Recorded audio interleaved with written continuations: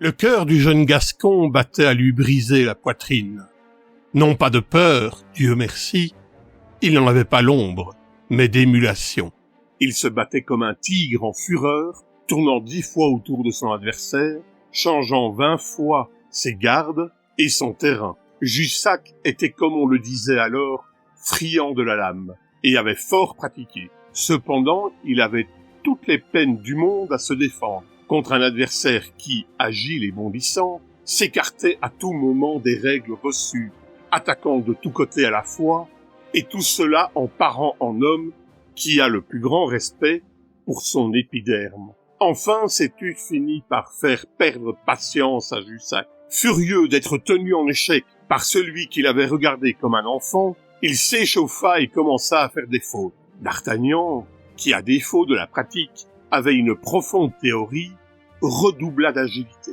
Jussac, voulant en finir, porta un coup terrible à son adversaire en se fendant à fond. Mais celui-ci paraprime et, tandis que Jussac se relevait, se glissant comme un serpent sous son fer, il lui passa son épée au travers du corps. Jussac tomba comme une masse. D'Artagnan jeta alors un coup d'œil inquiet et rapide sur le champ de bataille. Aramis avait déjà tué un de ses adversaires, mais l'autre le pressait vivement. Cependant, Aramis était en bonne situation et pouvait encore se défendre. Biscarat et Porthos venaient de faire coup fourré. Porthos avait reçu un coup d'épée au travers du bras et Biscarat au travers de la cuisse. Mais comme ni l'une ni l'autre des deux blessures n'était grave, ils ne s'en escrimaient qu'avec plus d'acharnement. Athos, blessé de nouveau par Cahusac, pâlissait à vue d'œil, mais il ne reculait pas d'une semelle. Il avait seulement changé son épée de main et se battait de la main gauche.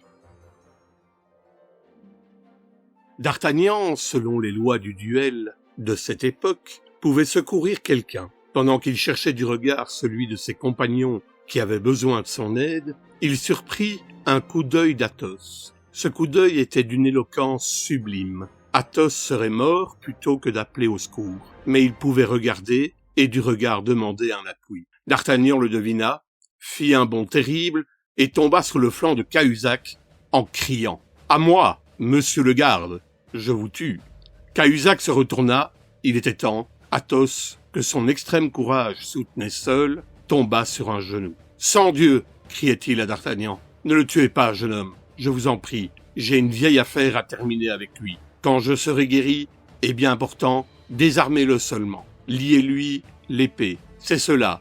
Bien, très bien. » Cette exclamation était arrachée à Athos par l'épée de Cahusac, qui sautait à 20 pas de lui. D'Artagnan et Cahusac s'élancèrent ensemble, l'un pour la ressaisir, l'autre pour s'en emparer. Mais D'Artagnan, plus leste, arriva le premier et mit le pied dessus. Cahusac courut à celui des gardes qu'avait tué Aramis, s'empara de sa rapière et voulut revenir à D'Artagnan. Mais sur son chemin, il rencontra Athos, qui, pendant cette pause d'un instant que lui avait procuré D'Artagnan, avait repris haleine et qui, de crainte que D'Artagnan ne lui tuât son ennemi, voulait recommencer le combat. D'Artagnan comprit que ce serait désobliger Athos que de ne pas le laisser faire. En effet, quelques secondes après, Cahusac tomba la gorge traversée d'un coup d'épée. Au même instant, Aramis appuyait son épée contre la poitrine de son adversaire renversé et le forçait à demander merci. Restaient Porthos et Biscarat.